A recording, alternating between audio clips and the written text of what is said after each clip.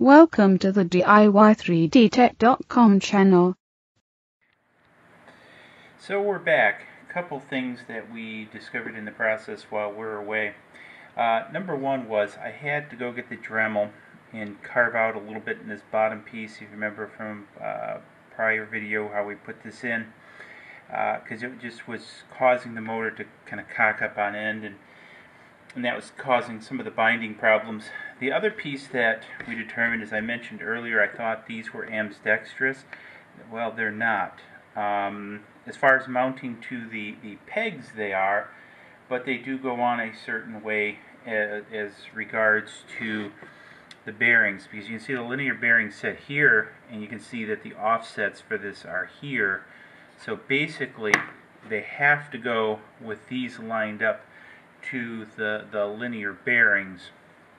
So that's critical. So that one will sit like that, and then this one will sit like this, and then that way the linear bearings will sit in here, and then the rod's in here, and life will be good. So so notice that while these do match up, there is a way that they go, so because they would match up this way too, but as you can see, then they don't line up. So it's very important to make sure you do that so you don't put it together like I just did and have them not line up. Again, let's go back and see if we can put this a little bit back together again now that we're here. Again, as mentioned, this is all pretty darn tight. Yeah, so be a little bit forewarned of that as we go through this process.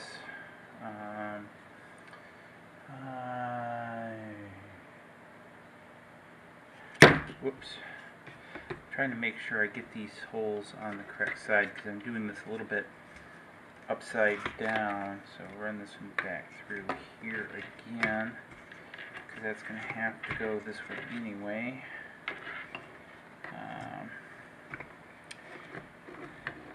Somebody did spend a lot of time, I think, on the 2Ds on this for the laser cutter to make all this line up.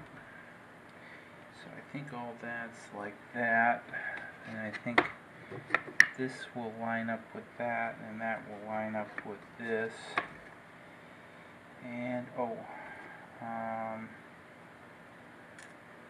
we need one of these for here. That'll go there. Remember, this goes in the tab here.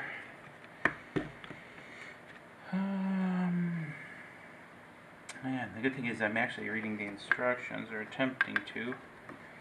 So I'm going to try tipping this up on end and see if this will go a little bit better this time.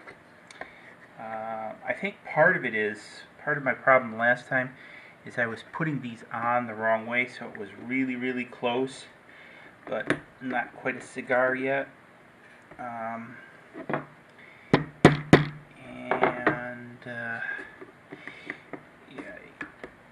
I think you will have to use a little bit of manual persuasion. Be careful pounding, do as I do, but pounding on this melamine probably isn't the best thing. Kind of notice I'm got some tension. I've worked a lot with melamine in the past, so a little bit I know with what I can get away with and what I can't. The melamine, so I'm cheating a little bit.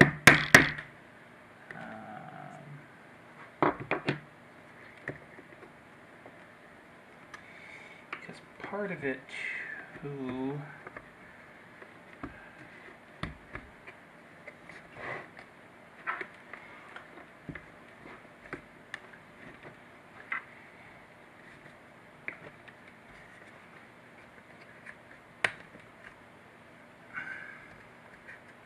this guy right here seems to be a bit of the problem child. Trying to be a little bit careful because this this is how this whole thing is held together, by the way, and it is one tight fit. See, now you can see here, hopefully, where this lines up with the bearing holes. So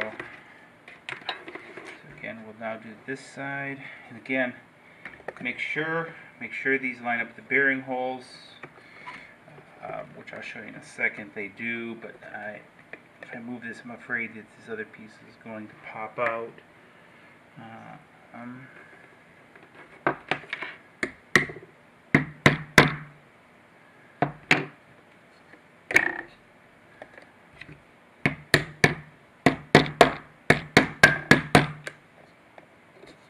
Yeah, one of the things it's doing, you can see it's shaving off a little bit of the mill mine. Ouch. Pinch my fingers in there. Because this is a very, very tight fit. Like this one is just a skosh bit off. You can rack this a little bit, but there we go. There we go. There we go.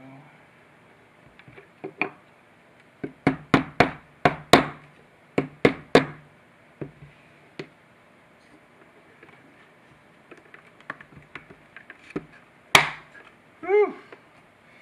But, okay, wow, we got that together. That was not easy.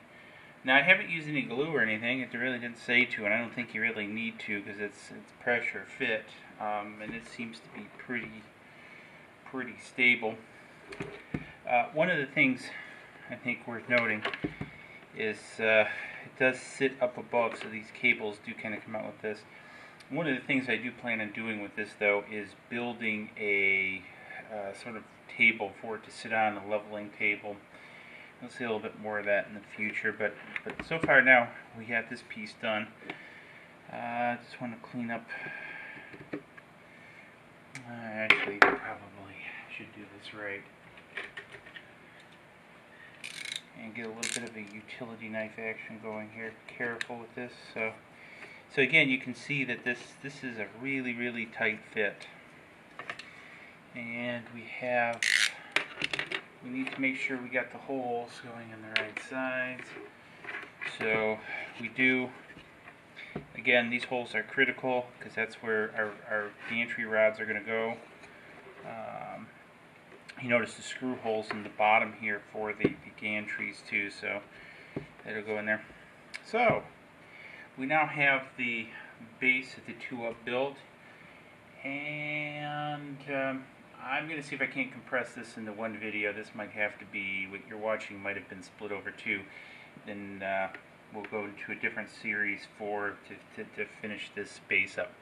So we'll see you in a little bit. Cheers. Hopefully this all came out.